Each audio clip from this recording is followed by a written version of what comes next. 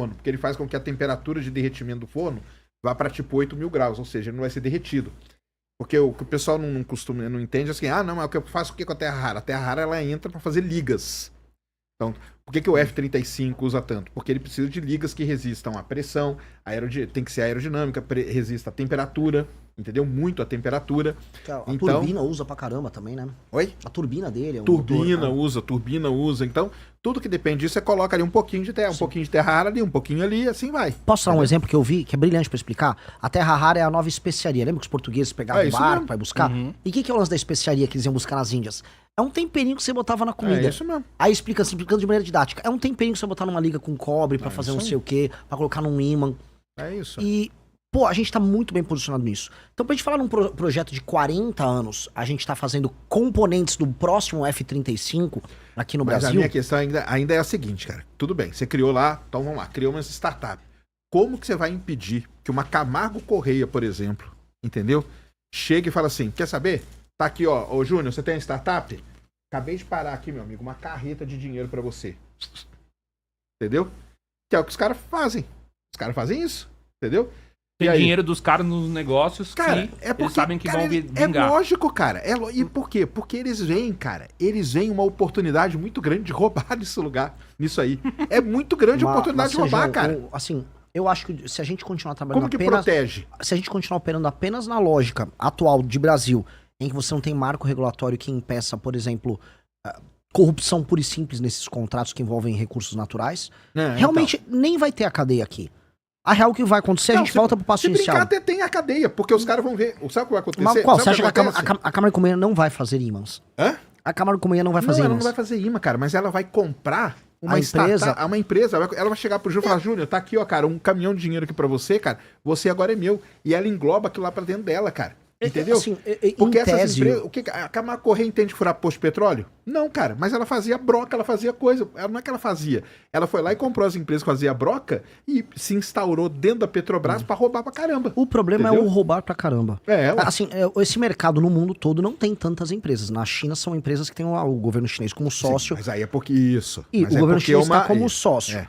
Mas aqui não vai ser, né? Aqui não vai ser com o governo chinês como sócio. Não, aqui agora, o governo Lula acabou de tirar a Terrabras, né? Sim, mas isto é um problema nosso de, assim, a nossa questão de lei e ordem é um caos. Só que se eu não... Vamos colocar aqui.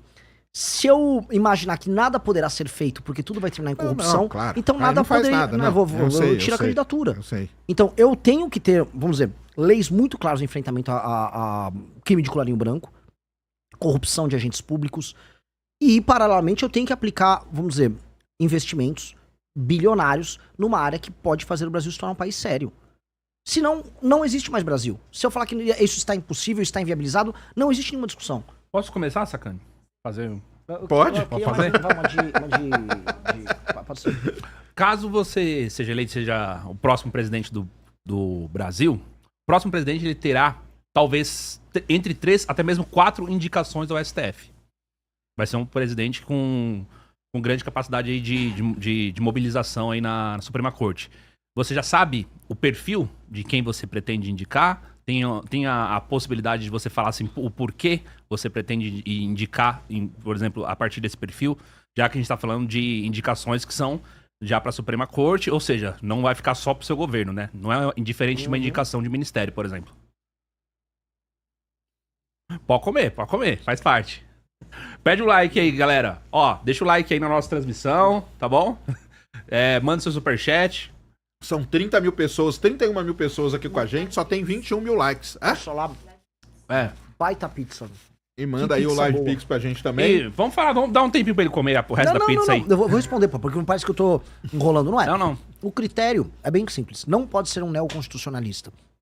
Primeiro de tudo. O que é um neoconstitucionalista? É alguém que acredita que a função essencial da Suprema Corte é inovar em temas que acabam protegendo os direitos difusos, direitos humanos, assim, assado. Que é o que fez, por exemplo, com que o Barroso ficasse criando interpretações sobre os mais diversos temas, influenciando os outros ministros do STF e fazendo com que a Suprema Corte se tornasse um agente político, que é uma última instância na aprovação de qualquer projeto de lei que passa na Câmara com a assinatura do presidente da República, na Câmara, no Senado. O processo legislativo sempre termina no STF. Isso tem que terminar. Essas interpretações em cima de de julgados tem que morrer. Então não pode ser Sim, a questão do IOF vai lá pro Congresso, é barrado, aí o STF vai lá e resolve. Tem que ser uma pessoa que seja favorável à implementação de um código de ética muito estrito no STF e favorável às reformas no STF que nós queremos fazer. Tem que ser uma pessoa que de start não tem parentes com escritório de advocacia para fazer negócio com eles e que, nesse sentido, sendo ele um legalista e não um inventor, ele entenda que o papel do próximo presidente da República, no caso eu, que eu estaria o indicando, é devolver ao STF as suas prerrogativas essenciais e iniciais, que é cuidar de temas abstratos ligados à constitucionalidade. Ponto. E ele tem que não se opor ao presidente da República quando o presidente da República, junto com o Congresso Nacional, regulamentar o que o STF não pode fazer. Que é ter escritórios tendo negócios com todo mundo, como eles fizeram com parentes de ministros, ter essas decisões monocráticas que acabam criando, vamos dizer, feudos de poder ligados aos ministros do STF, um filtro de entrada para que apenas temas ligados a questões estritamente constitucionais rodem no STF e ele não ser hoje uma corte de tudo. Hoje você tem 8 mil ações no STF. Se eu não me engano, na Suprema Corte Americana é coisa de 50. Não 50 mil, 50. E aí esses temas que são mais abstratos, aí eles são... Tem temas, obviamente, materiais ligados à vida cotidiana americana, mas você não fica virando uma última instância para qualquer coisa. Isso outorga muitos poderes. O principal para retirar o poder político do STF, criação de uma corte política para julgar os deputados e senadores, que não seja o STF. Essa corte política pode ser composta por desembargadores com mandatos de 2 anos, e eles vão ficar com os casos do famoso foro privilegiado que envolve deputado e senador. E aí retira do STF essa faca no pescoço que ele tem das pessoas que fiscalizam ele, que por excelência são os senadores. Essas indicações que teriam que apoiar publicamente essa agenda seriam indicações, portanto, que facilitariam a recolocar o STF num papel que é fundamental no modelo republicano como o nosso. Ser guardião da Constituição é fundamental, senão também, na prática, o espírito de quem fundou aquela Carta Constitucional, por mais que a nossa Carta Constitucional não seja grande coisa, seja mantido. Então, sim, esses seriam os critérios. Você apoiaria a criação de uma nova Constituinte? Sim. De imediato, uma nova Constituinte? Não de imediato. No imediato eu preciso fazer aquela base que eu comentei. Fazer a base, ganhar popularidade, legalidade, para poder... E explicar, olha, agora pra gente dar o grande salto é com isso. Porque grande parte das suas ações, ali, quando você fala de prisão perpétua, até mesmo pena de morte, essas coisas são coisas que você esbarra na Constituição ali, né? Então você pena precisa... de morte é cláusula pétrea. Aí eu teria precisado de uma nova Constituição. É. As outras reformas que são PEC são emendas à Constituição, portanto eu posso alterar a Constituição. Então, boa parte das ações que eu tenho que fazer num primeiro mandato nosso, são ações que envolvem alterar a Constituição. Agora, alterar a natureza para uma Constituição mais simples, eu preciso de uma nova Constituição. E essa discussão precisa começar a ser feita no Brasil. Porque hoje no Brasil, tudo está na Constituição. Logo, tudo se torna matéria muito complicada de ser tratada. Isso dá hiperpoderes ao STF, porque se tudo é matéria constitucional, o STF trata de tudo, e é por isso que eles tratam de tudo, até a taça das bolinhas do Flamengo, de 1987, o Campeonato Brasileiro. Uhum. Assim como, para você conseguir alterar qualquer política econômica no Brasil, é um inferno. Você precisa de uma votação da maioria qualificada constitucional para você conseguir passar isso. Então, é um inferno. Na prática, passar qualquer coisa faz com que o presidente... Se torna muito difícil, faz com que o presidente tenha pouco poder. Nós precisamos de uma Constituição que otorgue ao Poder Executivo poder de fazer as coisas. Então, esta é uma segunda etapa necessária. A gente só vai ser uma daquelas 5 nações mais importantes do mundo se nós também endereçarmos essa questão, porque hoje a gente tem uma Constituição que ela dá muito poder para as oligarquias locais e regionais, o famoso centrão. E esses caras usam dessas dificuldades do presidente governar para obter favores. E eis o grande problema brasileiro. Isso aí. Outra pergunta interessante, ainda nessa questão da Constituição, do STF, e tem a ver com a dificuldade de governar. Ganhar uma eleição é uma coisa, né? Depois, quando você entra lá, você tem a questão de realmente como é que você vai passar as suas ideias, o seu plano de governo para ação. E isso daí tem sido a preocupação de, enfim, diversos candidatos falam a respeito da questão. Uma coisa é você ganhar a eleição, outra coisa é você conseguir implementar isso. Mas para ganhar uma eleição, ainda assim no modelo no Brasil, você também precisa de um Congresso, você precisa também de um Senado que compre as suas ideias. Como você pretende fazer isso? E principalmente se você tem já uma visão do perfil do seu vice presidente, porque você vai precisar governar com o Congresso, com outros partidos, com outras pessoas, e também quem que você pensa, por exemplo, que deve ser o perfil aí do seu vice-presidente. Para ganhar a eleição, eu não dependo tanto da opinião do Congresso, para ganhar a eleição. Se eu fosse depender da opinião do Congresso, em 18 ganhava o Alckmin.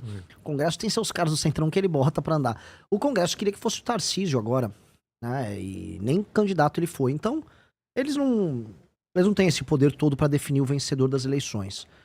Mas depois sim, né? Depois sim. Pra manter, né? Pra manter. Pra manter, então, os caras são fundamentais, cara. Então eles jogam um jogo, entendendo assim, quem entrar vai se compor comigo. E a gente só tem que se compor com ele, não importa se o presidente seja eu, o Lula, ou um Bolsonaro, tendo que sentar na mesa com um bando de ladrão que é eleito pelos brasileiros. E a gente tem que colocar isso em perspectiva. O brasileiro, na hora de votar no legislativo, ele opta por colocar o pior tipo de bandido possível, que é um político que não tem opinião sobre nada, que é o político do Centrão, que não tem compromisso com o resultado em absolutamente nada, e cuja função é receber uma emenda e lá em Brasília, mandar essa emenda pra base dele, desvia um pedaço de dinheiro pra virar caixa 2, põe um pedacinho desse dinheiro desviado no bolso, porque todo mundo é filho de Deus, o outro vira caixa 2 pra eleição municipal pra ajudar o prefeito dele, monta uma base política na região dele, faça com que essa base política não tenha nenhum compromisso na melhoria da vida das pessoas, nem, por exemplo, aumento da atividade econômica, mantém as pessoas dependentes dela, e aí manda mais emenda, e é um ciclo que vai se repetindo. Este é o ciclo que nós precisamos quebrar, mas infelizmente os políticos que mandam no Brasil são os políticos que administram esse ciclo.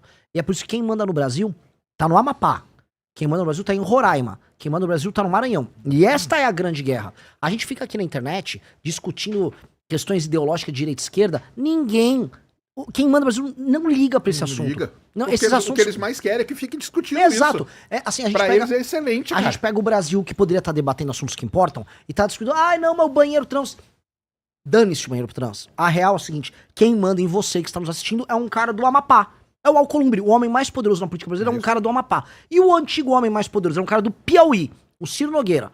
Veja, o Amapá, viver no Amapá é infernal.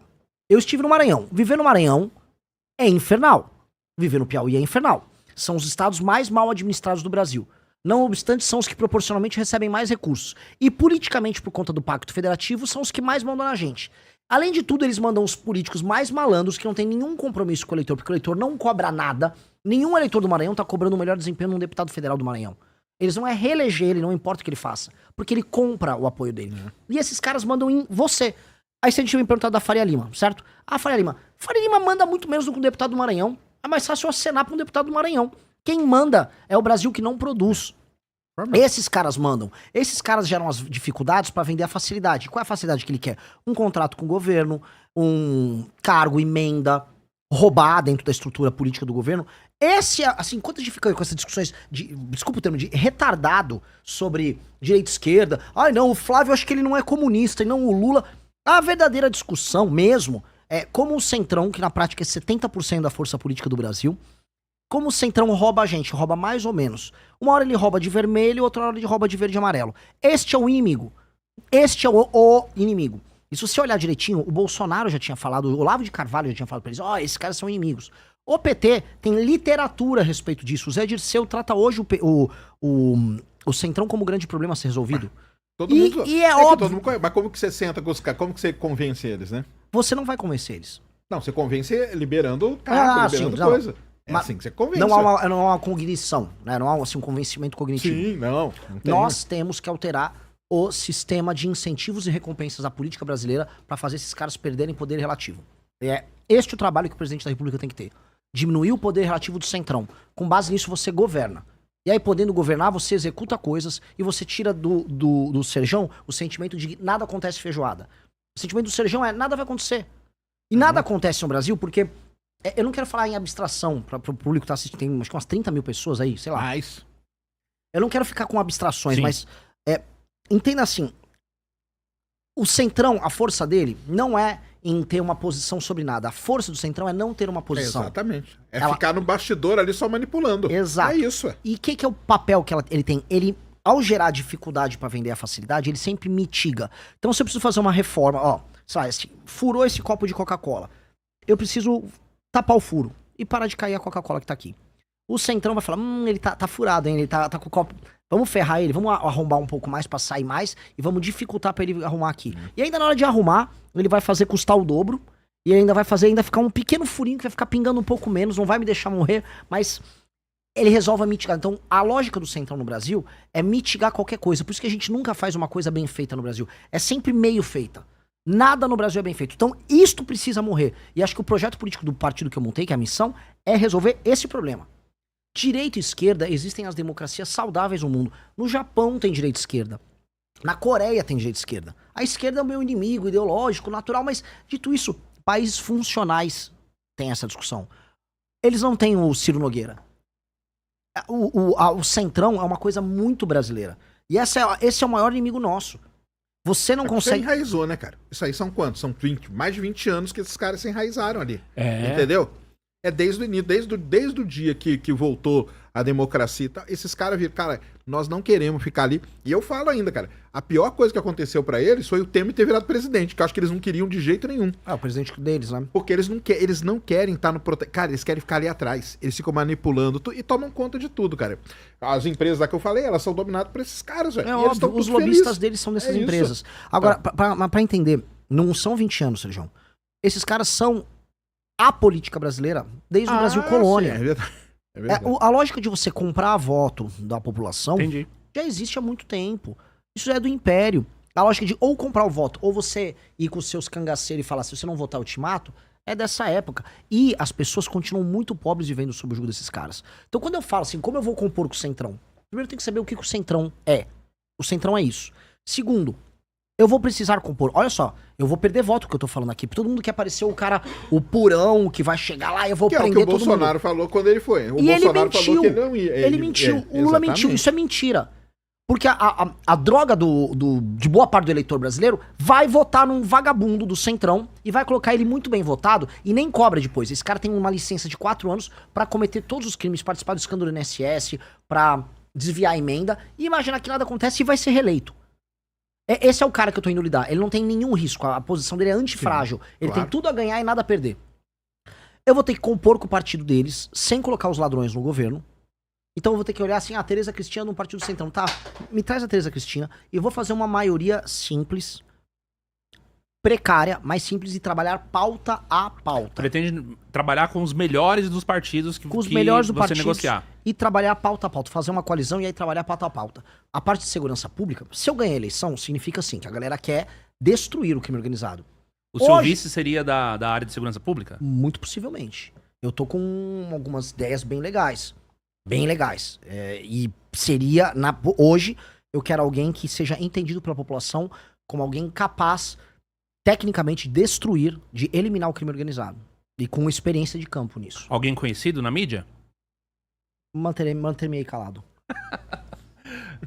Não teremos revelações nesse programa? Tem que segurar um pouco. Tem que segurar um pouco? Tá cedo? Tem que segurar um pouco, tá um pouquinho cedo. Tá certo, tá certo. Mas, sim. Porque do ponto de vista econômico, a gente pode montar um time assim, assado, e todo mundo sabe das nossas posições. A gente já tem a parte protocolada. O que eu queria hoje mostrar, assim, é viável o que eu tô falando. Trabalhar pauta a pauta passa. Eu vou dar um exemplo. O Lula não tá com maioria no Congresso pra valer, maioria. Agora, como passar matéria de segurança pública é popular, o Lula passou com o Centrão e com a direita um monte de matéria de segurança pública. Quem mesmo aprovou agora um projeto, independente do governo. Então, certas matérias, ainda mais com eu ganhando a eleição passando nisso... Porque o que você tá dizendo é o seguinte, não tem como. Vai ter que conversar com esses caras. Vai ter que... Terá. Não tem como. Eu não quero conversar pra sempre com eles. Eu, por mim, meu coração, tá? Tem que tomar cuidado com o que eu vou falar. Atenção, Globo News, atenção, Xandão. Eu, por mim, prendia todos. Mas no momento não tem como, eles estão lá Não e vai demorar anos. Eu, por mim, prendia saírem. todos. E, galera, eu posso prender todos? Hoje, ainda não. Como eu não posso prender todos, eu vou precisar compor de maneira inteligente. E aí, o que eu tenho que fazer? Eu tenho que alterar o sistema de incentivos e recompensas que faz com que um político desses tenha tanto poder. Ele só tem tanto poder porque, no fim do dia, alguém não apenas elege ele, mas elege o prefeito dele. Sim. E A base, né? O problema tá na prefeitura. Então, nós dispomos, isso tá no livro amarelo, de um projeto de lei, que é a Lei de Responsabilidade Gerencial, que vai permitir com que a gente determine a gestão nas prefeituras. Ou a prefeitura trabalha com indicadores de desempenho e não compra de voto, ou o prefeito vai se lascar, inclusive fica inelegível por 8 anos. Se eu crio esse problema ali na base dele, Aí o cara vai ter que, na hora de mandar emenda, vai ter que usar a emenda pra cumprir meta de desempenho. Deixa eu resolver segurança pública, deixa eu resolver saneamento básico, deixa eu aumentar a atividade econômica pra aumentar a arrecadação. Não quer ter um comissário do governo federal no seu município? Faça o município arrecadar. Se o município tá arrecadando, a gente não mete o bedelho. É igual aquela coisa, o município hoje brasileiro, mais da metade deles, dependem de recursos do governo federal pra existir. Se ele depende do governo federal pra existir, esse município, é igual uma criança que mora na tua casa, você paga as contas dela. Então você vai falar como é que a criança age, que horas vai dormir, que horas vai acordar, certo? Certo. Agora, se essa criança virou um adulto e tá morando na própria casa, se o pai for querer se meter, a criança fala, não, deixa eu me virar aqui. É assim que tem que ser. Se o município é autossustentável, ele é autossustentável. Se ele não é autossustentável, a gente que tá pagando a conta tem que cuidar. Aí o bicho pega. E aí que a gente tem que mexer. Porque isso muda a relação do eleitor com o político e a relação do dinheiro com a aplicação dele. Aí eu entro no sistema. Sabe o sistema? Ah, o sistema. Ninguém decifra o que é o sistema. Isso é o sistema. O Xandão, em última instância, existe por causa disso. Porque o Xandão existe, assim como boa parte dos ministros do Supremo, para limpar a besteira feita por todos esses caras que só são deputados, senadores e governadores porque existe essa estrutura abaixo. Então é mais fácil eu entrar na estrutura lá embaixo e de baixo pra cima resolvendo do que eu querer brecar aqui por cima. Ah, eu vou prender todo mundo. Não vai dar pra prender todo mundo. O presidente, mesmo um presidente super popular, não vai conseguir, pelo menos no início, prender todos esses caras. Não vai. Entendeu? E eu tô sendo muito realista. Tem que ser realista, tem que ter um plano e tem que ser realista. Esse é o plano realista pra atender esses temas. Então, por exemplo, surgiu uma pauta de tal área, aí você vai chamar os caras que são do Centrão desta área e não com todo mundo, é isso? Tem muita gente boa. Você vai tentar fazer, tipo, micro basezinhas ali dentro pra ir... Eu conheço muito as frentes parlamentares no Congresso. Ah, sim. Então, por exemplo, a Frente Parlamentar da Agricultura é a maior frente parlamentar do Brasil. Ela nunca perdeu uma votação no Brasil. Então. Toda vez que ela entrou numa votação, ela ganhou. A gente pode pegar, vamos, qual é a nossa agenda de agro? Eu chamo a frente parlamentar, que tem gente de todos os partidos, vamos montar a nossa agenda de agro no ano. É isso, vamos votar junto aqui nisso aqui. Ó, qual é as matérias de segurança pública que são centrais pra gente resolver os problemas do Brasil? Segurança pública vai ser fácil resolver. Hoje já estão votando a maior parte favoráveis a matérias de novas leis penais. Não acho que será difícil resolver. Parte fiscal é mais difícil. Aí a engenharia é diferente, porque vai ter muitos setores e muitos... especialmente setores de pressão, gente que tem privilégio em várias áreas, empresas que têm renúncia fiscal que vão querer atuar. E aí o jogo vai estar... Ali eu tenho que fazer um jogo sofisticado. Então cada área, um jogo. Só que, novamente, eu tenho que ter as primeiras vitórias. Se eu passo a parte fiscal na transição Entendi. e eu passo a parte de segurança pública, eu terei calma institucional para fazer o desmonte da operação do Centrão enquanto negocio com União Europeia e Estados Unidos a construção do nosso complexo para operação de terras raras. Falo com Taiwan para depois eles montarem uma operação deles aqui. É criar um jogo no long run. E aí eu tô sendo um presidente. Olha que legal. Em vez de ter um idiota, um paspalho que fica viajando pelo mundo arrumando briga, eu tô sendo um presidente. Aí o Sejão pode jogar dificuldade. Tá, e como é que fica a China nisso? A China vai ficar vendo o Brasil construir um complexo concorrente ao deles? Como fazer essa transição sabendo que a gente depende de exportação pra China? A gente vai ter que ser, do ponto de vista diplomático, muito inteligente. Vai ter que ser muito bom mesmo. Muito vai inteligente. Tem que ter essa galera aí boa. Desculpa, Sejão, não queria te interromper nisso, mas como fazer isso com o Trump visando, não, só quero sua terra rara? Os Estados Unidos vai ter que, se ele quiser que o Brasil seja esse parceiro dele, ele vai ter que ajudar o Brasil a passar por um processo de diminuição dessa dependência. Sim. A Índia pode ser um parceiro central, porque a Índia tem uma população gigantesca que ela pode consumir commodities brasileiras. Sim. Não tanto minério de ferro, mas comida, no fundo, todo mundo vai precisar de soja. Óbvio. A África também tá crescendo pra caramba. A população, logo, é um lugar pra consumir. Então a gente pode diminuir a dependência chinesa dessas exportações e ir pra outros lugares. E, enquanto isso, paralelamente, a gente trabalha a construção desse complexo. Você vai precisar de um presidente de verdade. A beleza é, se a gente faz isso aqui, pô, a gente vira um país sério. Aí o Serjão lança foguete. Esse é o lance. Eu nem sou preocupado em lançar foguete, não. Não, mas daqui a pouco já abandonou essa daí meu faz negócio não, meu negócio eu tô fazendo um satélite, meu amigo. Mas não é foguete. Mas depois cara, eu queria aproveitar um negócio aqui, eu falar do agro, que é o seguinte, né? Eu ano passado eu andei 10.900 quilômetros de carro pelo Mato Grosso. Fiquei 2 meses no Mato Grosso. Esse ano eu tive lá em Sinop já, na feira do agro lá. E o pessoal lá, por exemplo, odeiam o Lully, né? Porque o Lully, né, tá aí há anos e nunca foi lá e nunca nem ligou pra esses caras. E eles também, tá, beleza, cara. A gente toca aqui sozinho e tal.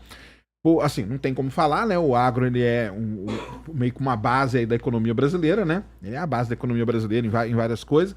Não só ser a base da economia brasileira, mas também toda a parte de tecnologia e tudo mais que a gente tem hoje desenvolvida pro agro é gigantesca, né? Qual que é o seu plano aí, o seu você quer vai ter uma aproximação com essa galera? Vai deixar abandonado, igual o Lula deixou? Como que é? Eu sempre tive, eu tenho uma relação afetiva com o agro da época do impeachment da Dilma. Porque quando eu precisava dos votos dos deputados, mesmo fazendo as manifestações, eu precisava falar com as frentes parlamentares. Foi ali que eu aprendi, ó, a Frente Parlamentar da Agricultura nunca perdeu uma votação. Aí eu fui atrás da Frente Parlamentar da Agricultura, fui atrás da CNA, Confederação Nacional da Agricultura, e fui conhecer o mundo dos caras. Os caras ajudaram. Vocês querem... Os caras são mais rudes. Quer virar votos, vagabundo? Aí, vamos virar os votos, então. E tem uma coisa, né? Eles são muito mesmo. Eu tô lá, eu conheço vários deles, né? Eles são muito bolsonaristas, né? Muito. Né? Muito. Tanto que, assim, falar bem do agro pra mim... Talvez até pelo fato do Lula ter largado eles, falaram, cara, vamos abraçar o outro lado e tamo aqui, né? E não só isso, assim, o pequeno agricultor... Não é pequeno agricultor, vamos mudar o termo. O agricultor, ele se vê identificado em termos de identidade com o Bolsonaro. Sim. Assim, bateu no coração. Igual a mulher, sei lá, a mulher nordestina que acha que o Lula salvou ela e tal... E, pô, ele é um cara de Pernambuco que virou nosso presidente, sabe? É um sertanejo que deu certo. O Bolsonaro, de alguma maneira, é visto pelo cara do agro como um cara como um deles. Gosta de churrasco. Eles acham ele um cara simples, igual a eles. Porque o cara do agro, ele tem como característica... Eventualmente tem muito dinheiro, mas ele continua sendo muito simples no trato. Alguns hoje são ostentação, mas você vai, assim, na casa de um fazendeiro bilionário e a casa dele, o almoço que ele tá cozinhando uma mandioca, tá lá, tudo simplão. Assim mesmo. Eles são... E eles defendem isso como um modo de vida, porque foi isso que fez eles vencerem na vida. O agro brasileiro, ele é a única área da economia brasileira, salvo raríssimas exceções, que cresce a produtividade dele em ritmo asiático. Sim. E onde ele chega, ele desenvolve. Eu tava no sul do Maranhão, é diferente do resto do Maranhão. Claro. O agro chegou. O sul do Maranhão, o sul do Piauí é onde tem ali, ó, soja, é muito muito forte. Então, primeira coisa, né, como entrar nesse ninho aí do bolsonarista, né? Porque acaba tendo uma rejeição, né? Querendo ou não. Óbvio que tem, né? Óbvio que tem. Assim, eu penso assim, eu não tenho nada a ganhar defendendo o agro e defenderei mesmo assim. Porque boa parte do agro vai defender o Bolsonaro até debaixo d'água. Não adianta eu insistir, essas pessoas, em grande medida, criaram um vínculo que... Sim, talvez entendi. Não adianta velho, bater de frente com esses caras. Não adianta. Sabe aquela coisa, a água tem que fluir naturalmente. Eu vou fluir. Onde tá fluindo? O filho do agricultor. O filho do agricultor concorda conosco. Ele não é bolsonarista, em grande medida. Então, eu converso com os mais jovens, os filhos desse agricultor. Agora, o pai, às vezes o cara tá travado naquilo. O que eu preciso dele? De maneira clara. Eu entendo que todos os lugares que o agro chegou, a gente tava falando Piauí e Maranhão, todos os lugares que eles chegam, o centrão começa a se abalar. A política de compra de voto diminui, porque você começa a ter atividade econômica. O pessoal começa... Abre um escritório de contabilidade, um dentista pra atender o cara que veio trabalhar com a máquina agrícola, cria uma loja da Caterpillar, do não sei o quê. É isso mesmo. Você movimenta a economia. Com isso tem menos compra de voto. É porque o Mato Grosso, o pessoal não liga porque é muito pouca gente, né, cara? É 3 milhões de pessoas, 30 milhões de cabeças de gado, mas é 3 milhões de pessoas só. Então, nessa conta que você tava fazendo aí, é um estado que ele não conta muito, né? Por isso mesmo, porque eu acho que o Lula larga os caras pra lá, porque, cara, não é isso aqui que vai decidir minha eleição. Ele é bem prático nisso. Ele é bem, né? É que o lance dele ainda é que ele se esforça para sabotar o trabalho da agricultura brasileira. Existe uma política de sabotagem pura e simples. E aí a coisa não é só que ele larga a mão. Ele trabalha contra. Exatamente. E aí você tem, vamos dizer, toda a insegurança jurídica no campo. Isso que eu ia te perguntar, na verdade. É o tema central. Eu queria chegar nisso aí, porque lá eles têm um problema sério, que é o problema laboratório da soja, né? Que é um problema lá que eles mais lutam e tal, não sei o quê. Vocês têm esses planos pra lidar com essas coisas aí? Tipo moratória da soja, tipo o Brasil, pra quem não sabe, né? A gente produz pra caramba, só que a gente é o país que mais preserva. Sim. Né? O Código Florestal brasileiro é super sofisticado. Super sofisticado. A gente tá tomando o pito do Macron. É muito louco, assim, no Brasil você tem obrigação de mata ciliar. Claro. E é legal a ideia da mata ciliar. Você preserva aqueles, nem sei se é um bioma, você preserva o funcionamento daquele ecossistema específico ao redor do rio. Vai na França. Não tem mata ciliar. Vai nos Estados Unidos, cara. Né? Tem um soja. Rio e um descampado com soja, tudo ao redor, e ninguém liga. Tem assoreamento. Aqui o produtor, ele conserva. Ele conserva. Não, isso é impressionante. Isso é impressionante. Mas essa questão, tipo, moratória da soja, isso aí tudo vocês já pensaram? Não Tem só toda isso, como essa... a questão do endividamento que você tem aqui no Brasil, do pequeno agricultor, que está acontecendo. Uhum. O Lula quer fazer um desenrola para comprar o voto do pequeno agricultor. Veja, há uma reclamação muito grande das esquerdas que o agro brasileiro ele é hiper subsidiado. Quando eu comparo com o resto do mundo e com quem o Brasil compete, não é. O agro brasileiro ele consegue 2 safras quando um americano consegue 1 safra. Ele é altamente competitivo, ele tem aquela... Eu não sou agricultor, mas de safrinha. Isso. Ele é muito competitivo, ele consegue extrair mais de um determinado terreno. Não, é impressionante. Você planta soja, em cima da soja você vem com milho, algodão e tudo. E o... Agora, o problema que eles têm lá muito sério é a parte do armazenamento, né? Os armazéns. O problema, quando eu falo do agricultor...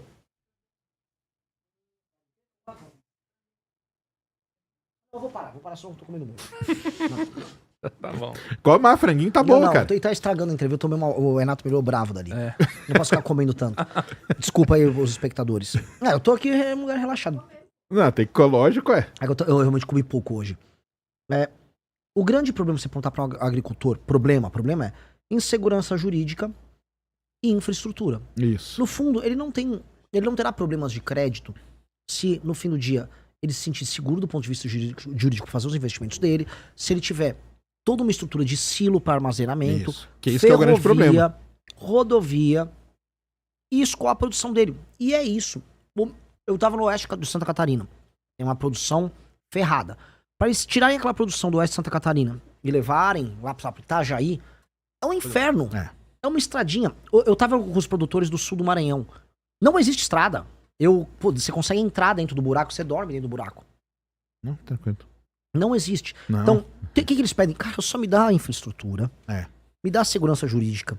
Não me dê encheção de saco. Não vai aparecer um quilombola agora do nada. Não vai aparecer um índio falando que essa terra... Deixa o povo trabalhar. E me deixa trabalhar e não encha meu saco. E o papo deles assim, não encha meu saco.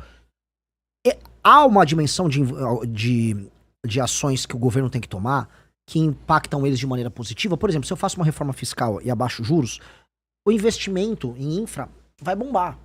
E esse investimento em infra, graças a Deus, que agradecemos o trabalho do deputado Japoronga aqui em Cataguiri, que foi relator a maior parte do tempo, a gente tem um licenciamento ambiental.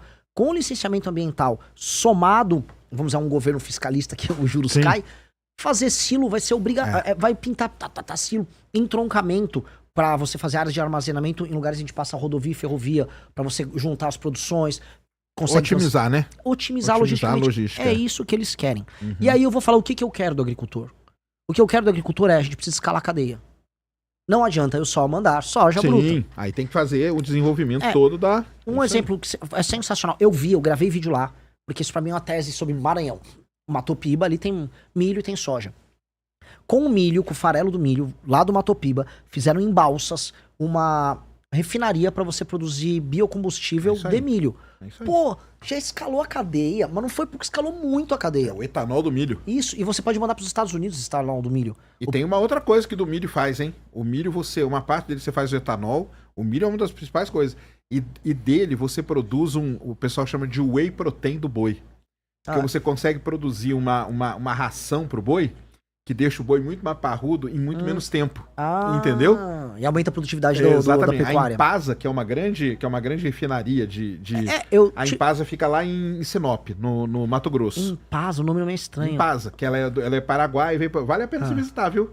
Vale a pena você ir pra Sinop ali, cara. A que eu fui, era em Impasa também, no Maranhão? Tinha em alguma coisa, tipo, é uma refinaria em Balsas, tinha um nome muito similar. Então, mas a Impasa ela faz isso. Vale muito a pena visitar ali aquela região de Sinop, Sorriso.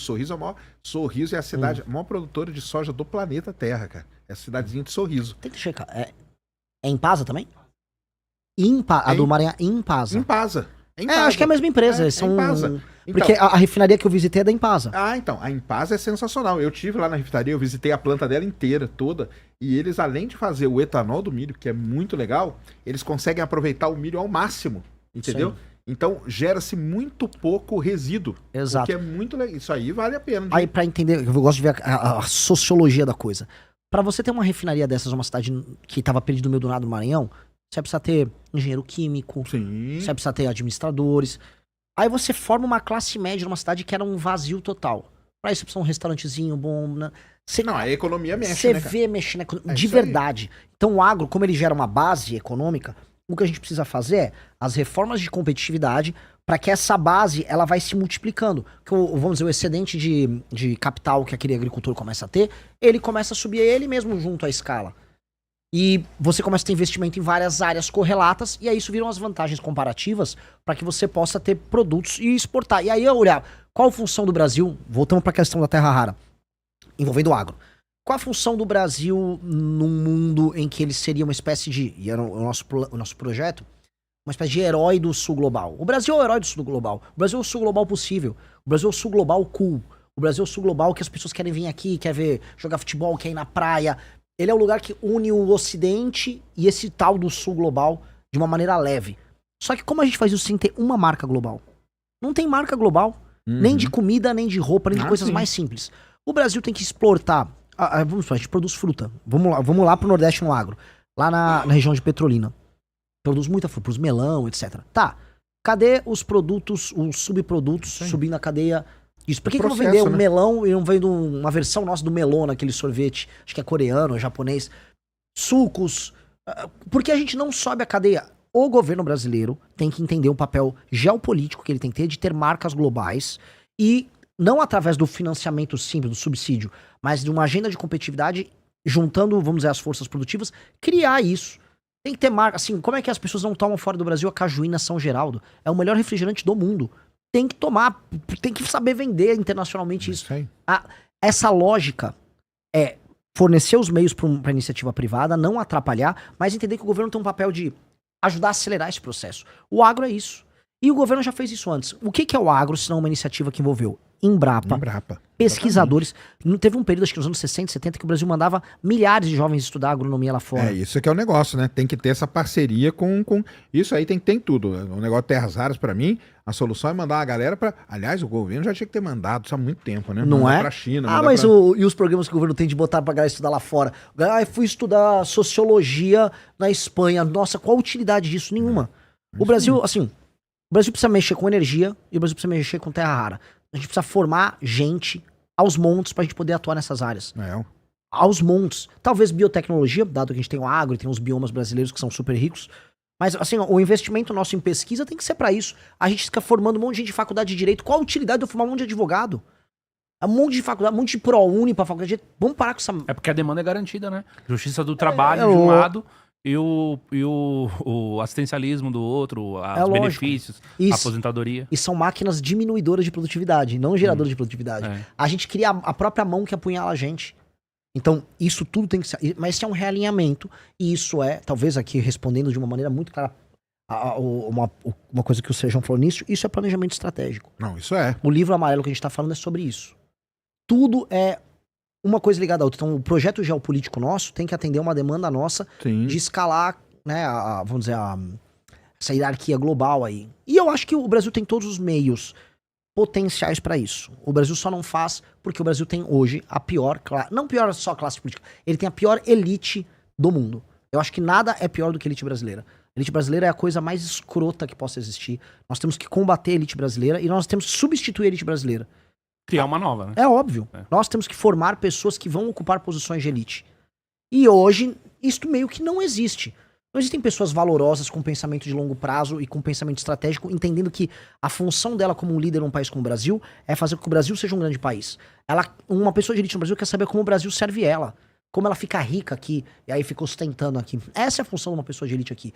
Isso é uma desgraça. E não tem. Eu fico vendo agora, tem uma moda agora. Não, somos aristocratas, monarquistas, tudo uma nova leva. Então os caras, quem que se apoia? Flávio Bolsonaro. Como é que você é aristocrata e apoia Flávio Bolsonaro? Tem agora uns coaches que ficam falando disso. Não existe uma pessoa que se é aristocrata e apoia o Flávio Rachadinha. Aristocrata? Não, tem toda uma nova moda. São os direitistas que... eu sou aristocrático. Não vou ficar aqui de... mas tem. Aí eu vou checar, cadê a aristocracia do cara aqui? Cadê o Aristóteles dele? Não, é Flávio Bolsonaro. Entendi. Aristocrata do like. Né? Tem toda uma nova leva, enfim, de influenciadores que ficam pensando nisso. Não dá. A aristocracia, no fundo, é o governo dos melhores. Pra ser melhor, você tem que tomar as posições difíceis que são os melhores. Ser aristocrata não fácil, na hora do like, é gostoso. Né? Pra fazer um governo dos melhores, a gente tem que pegar os melhores. Isso aí. Mandar um salve pra galera de Sinop que tá em peso aqui, ó, pedindo pra você ir lá visitar Sinop, cara. Tenho que ir. Visite, ó. Vou falar pra você, o Júnior falou da Faria Lima. É. Tem um lugar muito mais legal. A Faria Lima do Agro. Que Já falou muito bem Sinop, deles. Sorriso, Lucas do Rio Verde e Nova Mutum. Fica aí a dica, Renan. Vai lá e visita os caras, porque realmente é um lugar assim que dá gosto. Você vê a tecnologia sendo aplicada, as cidades muito bem planejadas. Você quer conhecer uma cidade planejada, cara? Vai em Sorriso pra você ver o que é uma cidade planejada. Tudo bem, uma cidade pequenininha e tal, mas é uma cidade planejada. Nasceu, são cidades novas que nasceram planejadas. E toda a galera de Sinop tá aqui no chat aí. Um salve pra Sinop aí, gosto Salve demais. pra eles. Gosto demais. Tem- o É ca- quente, o- mas eu gosto. É o bem cara da Sinop quente, que ficou de vir aqui não veio, né, falando nisso. Quem? Ele, né, o cara da Sinop que você falou que ia trazer ele aqui. Vai vir, vai vir. né? Vai. Não veio ainda, Vamos né? trazer. E esse é um Brasil muito que deu certo. A gente tinha que olhar assim. Porque se a gente olhar os Brasis que deram certo. Por É exemplo, o agro. É o agro. Vamos pegar assim, a grande Sinop. Vamos pegar outro. A região de São José dos Campos. Sim. Tá, claro. Tem coisa mais incrível que a região de São José dos Campos, que é a outra, a região do Vale do Itajaí, lá em Santa Catarina. Se a gente vai olhando essas pequenas experiências aqui, falar o que fez isto dar certo e o resto não dá? O que faz essa cidade ser boa e aquela outra não ser? E aí, sabe aquela coisa meio básica? Como é que eu faço pra ter mais Replicar, isso e né? menos aquilo? Por que não replica, né? A função da classe política devia ser a coisa mais simples e idiota possível, que é basicamente olhar o que funcionou e replicar. É isso. Mas a gente não faz, cara. E isso é desesperador. Por Isso é mesmo. isso é a coisa mais desesperadora. Só que aí existe a luta política, existe um xadrez. Imagina assim, novamente eu vou pegar e fazer essa... Do ponto de vista da inovação tecnológica, as pessoas têm que resolver teoremas, equações e dificuldades colossais e elas se organizam e resolvem. A função do político, bom, é resolver os seus próprios teoremas e problemas na área dele, que é uma área que envolve relações de poder. Nós temos que entender o sistema de relações de poder e moldá-lo à forma que nós precisamos dar. É isso. Então, nós precisamos de grandes operadores da arte do poder para a gente tornar o poder útil para nós. Hoje, as forças políticas, as forças que exercem poder no Brasil, são forças de sabotagem e extração. Nós somos um país extrativista. E o extrativismo hoje não é o cara, tirou o nosso pau Brasil e mandou para fora. Não. Tirei o trabalho de um sujeito lá em Santa Catarina ou lá em Sinop, ou um entregador no Maranhão, a pessoa que trabalha nos estados mais pobres do Brasil, e dei ou para um político vagabundo, ou para um banco que tá parado só recebendo juros, ou para uma pessoa que não tá trabalhando e tá recebendo um auxílio, que fraudou um BPC para pegar, inventando que é autista para pegar uma grana. Ou seja, tem toda uma indústria de extração de quem trabalha. E não tá valendo mais a gente já passou do limite em que vale a pena. Sabe, vamos supor assim, tem um parasita aqui na minha perna, mas eu continuo andando. Hoje não tá dando pra andar, hoje a gente Carrapato tá de ficou cama. maior que o boi. Muito maior. Mas tem que jogar fora só o carrapato. O problema é que é o seguinte, a gente vai ter que, pra fazer o tratamento, a gente vai ter que ir diminuindo o carrapato com você ainda vivo, pra você voltar a andar com o carrapato instalado. Que hoje o corpo sequer aguenta uma cirurgia. A cirurgia pra extrair o carrapato seria uma cirurgia violenta. Seria violento. Seria dar assim, se eu quero resolver em um dia. Dar um golpe de Estado. Amigos, é isso. Se quiser resolver rápido. A gente vai ter que resolver num processo. E pra resolver num processo... Hoje eu tenho uma dúvida sincera sobre isso. Hoje, você, nem tô falando do MBL, do Missão, falando você, conservador, de direita, nacionalista, soberanista, não sei qual que é o nome. Qual que é o nome que você hoje... Qual o adota? rótulo aí? Meu rótulo é Renan Antônio Ferreira dos Santos, filho da Sueli e do Mário. É o que eu digo assim, eu não vou me apegar a rótulos, porque isso muito mais me limita do que me define. A ideia do livro amarelo permite que eu possa falar em termos objetivos sobre propostas com vocês. Então eu não vou dar nenhuma escorregada em nenhum tema. E, ao mesmo tempo, ele evita que eu tinha que ficar preso num rótulo. Por exemplo, o que eu tô querendo fazer da lei de responsabilidade gerencial faz com que os municípios sejam obrigados a cumprir uma política de metas em várias áreas para que aquele político possa concorrer à reeleição e para que o partido dele possa receber fundo. Isso aí é de direita ou de esquerda? Se você gostou do vídeo, deixe seu like, faça um comentário e se inscreva no canal. Te vejo no próximo vídeo.